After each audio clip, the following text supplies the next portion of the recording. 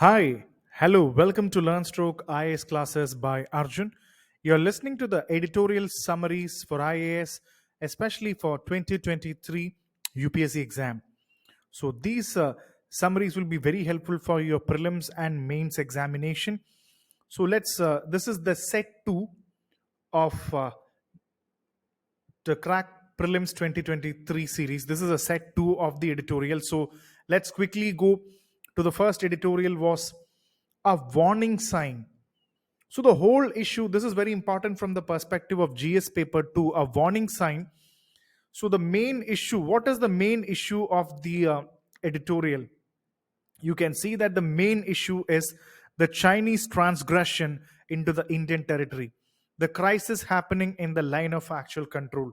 So you should know what is the line of actual control, and why do you think that even you should remember that a few year back, actually you must have seen how a fight between India and China happened in Galvan, and now it is the Tawang. So that is why from Galvan to Tawang. So why is China doing this? What is the reason why China is creating such a move? And so recently there was another attempt by Chinese military, this time in the Tawang sector in the eastern section of India-China boundary.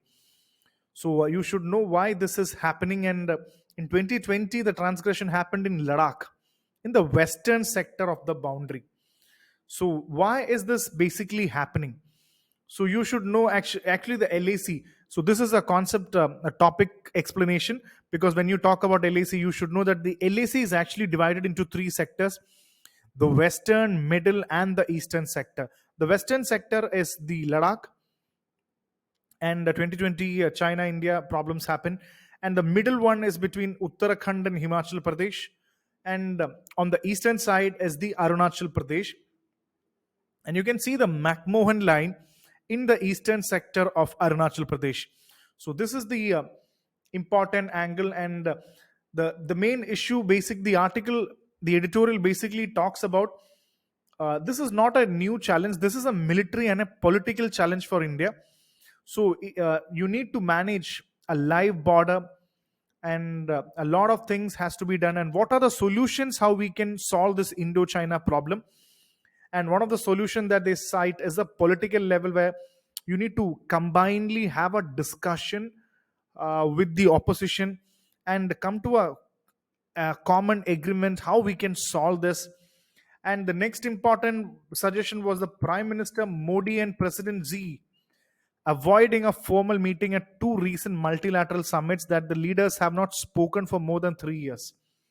So this is a big concern. Whenever there is a meeting happening, India is actually evading China, and China evading India.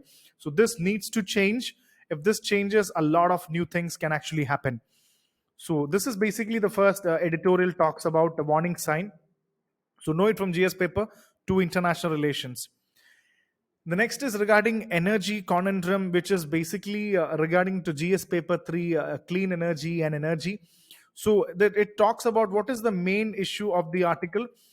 India has promised to source nearly half its energy from non-fossil fuel sources by 2030, and in the shorter run sources at least 60% of its renewable energy from solar power.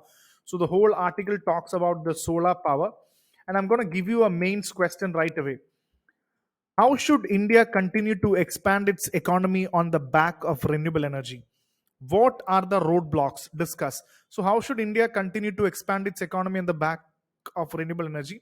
What are the roadblocks? You need to have a discussion. So, let's talk about the major issue that it is actually talking about. So, it talks about facilitating large number of solar parks, and especially you should remember that 2014 center had announced the solar parks and ultra mega solar power projects to facilitate the creation of large parks to generate solar power. So the initial plan was to set up 25 parks capable of generating at least 20,000 megawatt by 2019. And in 2017, the government scaled this to not 25 parks, 61 parks with not just 20,000 megawatts, but 40,000 megawatts. But what happened is, as of 2022, only a fourth of the capacity has been achieved. That is, only 10,000 megawatt has been realized so far. So that means we have to go a long way if you have a big time demand of creating this. And what are some of the some of the roadblocks that you have here? You can see that majority of the environmental issues in Rajasthan and Gujarat, where projects have been halted because of the transmission lines encroaching the habitat of this critically endangered bird, the great Indian bustard. So one of the important is the environmental issue that is actually happening in many of the states where solar park is coming up, especially in Rajasthan and Gujarat. And the next important reason is the land, which is very difficult to acquire.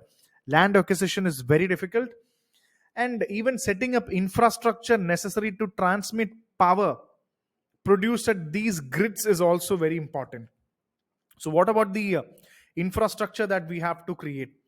So that is also a big time challenge in this regard. So that is also a big time challenge. And next is regarding the target and reality. By the end of 2022, India had already committed to have around 1,75,000 megawatts of renewable energy capacity.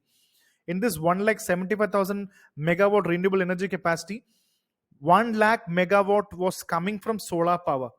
But as of now, you can see that only 61,000 megawatt in totality has been installed. Only 61,000 megawatt out of this 1,75,000 is actually in totality is actually only installed. So that is a big target and a reality. So it really says that the government needs to do a big thing, move a long way in this regard. Moving on to the next important editorial from Hindu was the arithmetic for Tamil Nadu as a 1 trillion economy. Wow. This was written by the C. Rangarajan, the former the advisor to the Prime Minister and also the former RBI governor. It is, he says, the main issue is, what is the main issue of this 1 trillion economy, Tamil Nadu? Chief Minister of Tamil Nadu has set the Tamil Nadu the goal of becoming a $1 trillion economy by 2030. Will it be achieved or not? That is a key question that we are asking this. At the outset, the article say the possibility of achieving the status of a $1 trillion economy by 2030 has to be ruled out. It's going to be very difficult for Tamil Nadu unless it does a lot of things which is very impossible. So it says that it requires a nominal annual growth rate of say 18.2%, and on the assumption of having an inflation of say 5%, and a real growth rate of 13.2%, which is not in the realm of a possible thing, taking into consideration the past previous trends of Tamil Nadu's growth. 18.2% growth, 5% inflation, keeping it, and even the total inflation, retail inflation of India is just 5.88% combinedly. So it is actually doubtful according to the article. But uh, you know, uh, having a this is a good aspirational goal for Tamil Nadu, and the Tamil Nadu GDP this year is expected to be equivalent to almost $0.31 trillion. So, in order to reach the goal of set by the chief minister, Tamil Nadu has to triple the size of its economy, which is going to be a very, very difficult thing. And you should also take a close look at the important aspect that from 2005 to 2011, Tamil Nadu registered a strong real growth. You need to have a real growth of 13.2%. Tamil Nadu recorded a 10.3% real growth, but the average annual growth declined to 6.5%, and as against it has declined the annual growth rate from 2012 to 2021. So it's not going to be easy, but this is definitely a good goal for a state in Tamil Nadu. So that is it. And moving on to the next article is regarding building climate resilience collectively, GS paper 3 environment. It's a very good article regarding the GS paper 3 environment. I'll give you, it talks about the main issue is India needs three-pronged and long-term plan for an urban area. So in the wake of the climate issues happening, the Paris Agreement and everything, India needs to have three-pronged strategy on urban areas. One is adaptation and resource efficiency in urban planning, climate responsive and climate resilient buildings. These are the three important things that India should focus on: adaptation of resource efficiency, climate responsiveness, and climate resilient building. So I'm giving you four questions, three, four questions, very important here. Here we go. Climate resilient urbanization is a cornerstone of the Government of India's strategy under the Paris Agreement. How can it be achieved? What are some of the obstacles? Narrate. So, climate resilient urbanization. What is this climate resilient urbanization? And what is Urban Sustainability Assessment Framework, or USAF? How is it helping the resilient planning of Indian cities? So this is again an important one. And moving on, next is third question.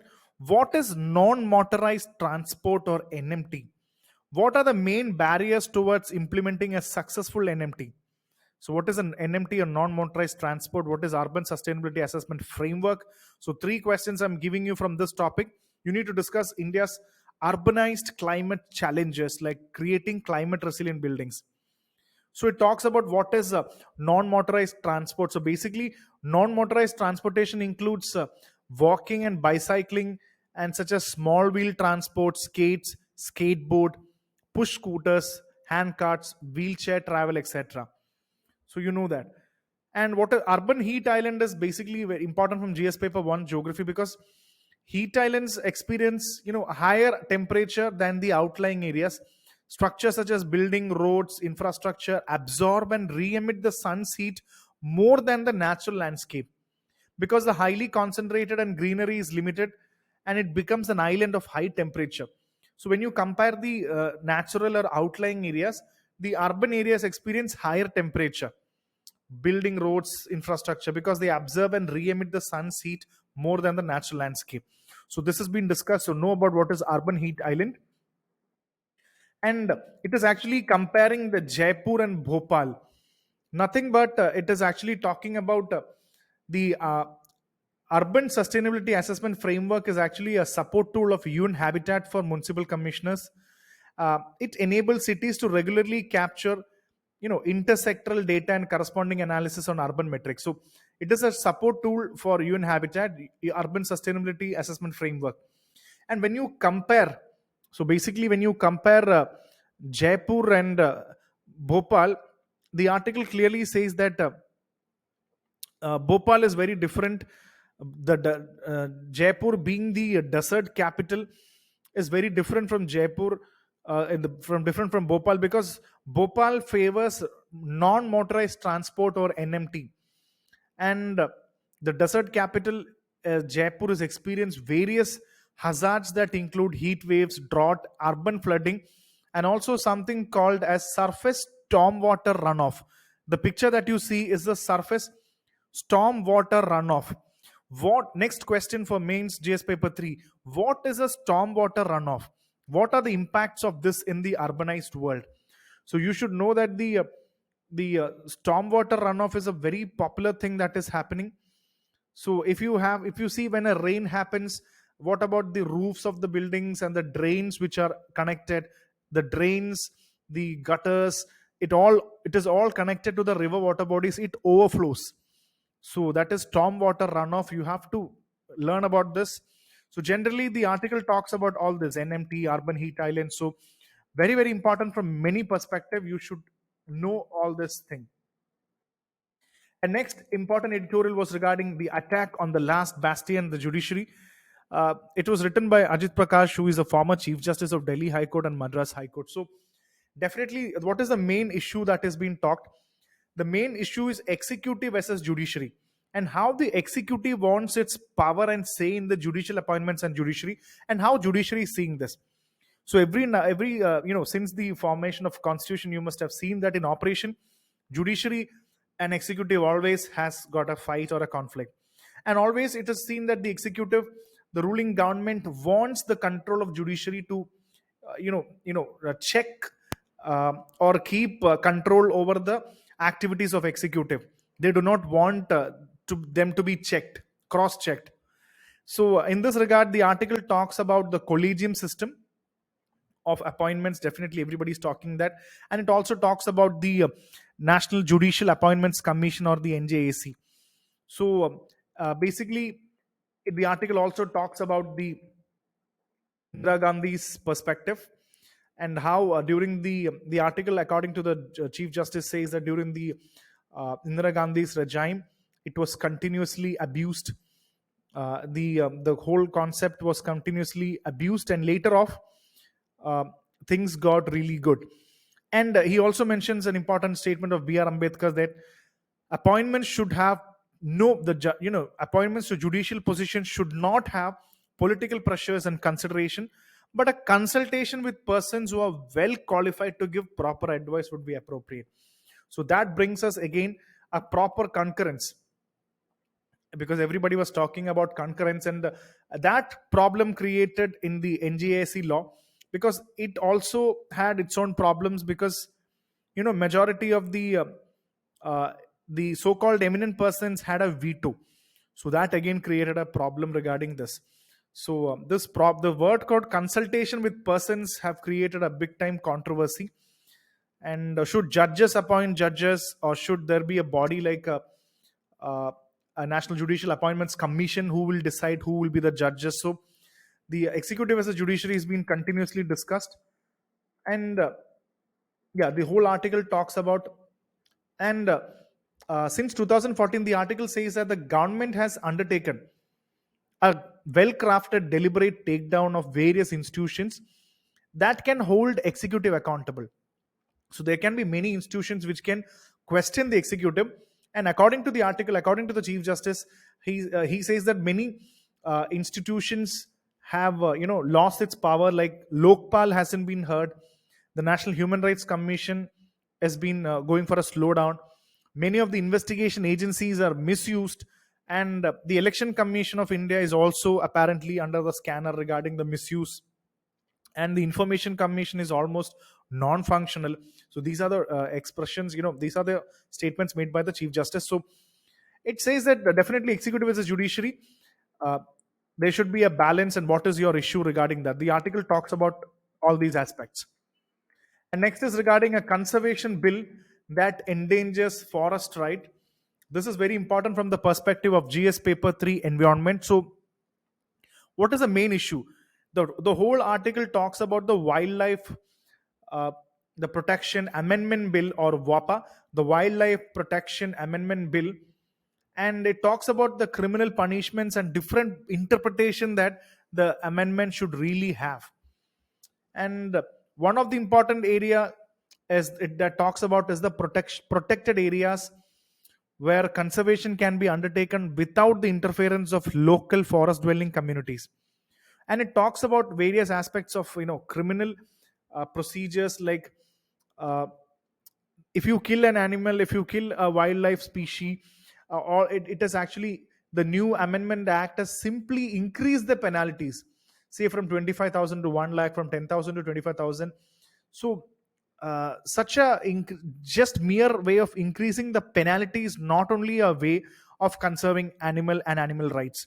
So the criminality aspect and increasing the penalty is not sufficient is one article. And it also talks about the number of people who have been booked or criminally under the Wildlife Act. So majority of the scheduled tribes and the rural tribal folk are basically having a lot of criminal cases as per the Wildlife Protection Act, because either they must have killed a species which is against a crime. And the majority of this, you should know that the among the animals most hunted is the peacock, which is actually coming in the schedule 1. And surprisingly, fish hunting is also a problem, as many of the cases that they have booked, the wildlife enforcement authorities have booked, are actually for hunting the fish, because fishing is the main livelihood of many tribal areas. So how can you actually include fishing into this category? Fishing is a important part of subsistence for tribal communities. So regularly criminalizing all this fishing is actually creating a big time problem for the tribal community. So the article talks about, just by creating penalties, just by creating criminal sections, do not solve the problem of the common people. And You should take a look at that, just as a concept that major some of the major environmental laws is article 51 of the constitution say that it is a fundamental duty of every citizens to protect the natural environment, and article 48A, the DPSP mandates that the state shall endeavor to protect and improve the environment, and the Wildlife Protection Act 1972 was created for this. So the act basically says it is prohibited to hunt. The prohibition of hunting of any wild animal, exception is that it becomes dangerous to human life or property, or the animal is disabled or suffering from a disease that is beyond recovery, you can kill it. And there are schedule number 1, 2, 3, 4 of the act, and so there are different schedules 1, 2, 3, and 4, which says that you cannot kill these animals. And schedule 5 contains animal that are considered as vermin. They can be they can be hunted down. And schedule 6 of the Wildlife Protection Act talks about regulation and cultivation of specified plants. So it talks about plants. So one thing that the end in the article says, any further amendments must take stock of wrongful cases, as in the cases of fishing, and result in criminalization of rights and lives of forest dwelling communities. So rather than creating rules and regulations, you should be taking care of the rural. You should understand the problems of the tribal communities, their subsistence, and create laws accordingly. So this is a total summary of this important editorial regarding this. And moving on to the last important editorial was regarding the rise of rural manufacturing. GS paper 3 economy. Everybody is talking about rural manufacturing, because previously we say that from rural area where agriculture is practiced, people migrate from rural areas to the urban areas in search of manufacturing jobs, etc.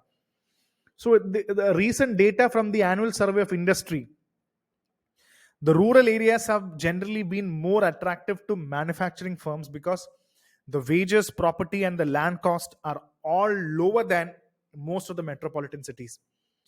And the survey says that rural segment is a significant contributor in the manufacture output. 42% of the factories are in rural areas. 62% of the fixed capital is in the rural side. So there is a lot of investments coming in the rural areas. So you should know that in terms of employment, it accounted for 44%, and the rural areas have been generally more attractive. So many firms experience substantially higher operating costs in the cities than in rural area.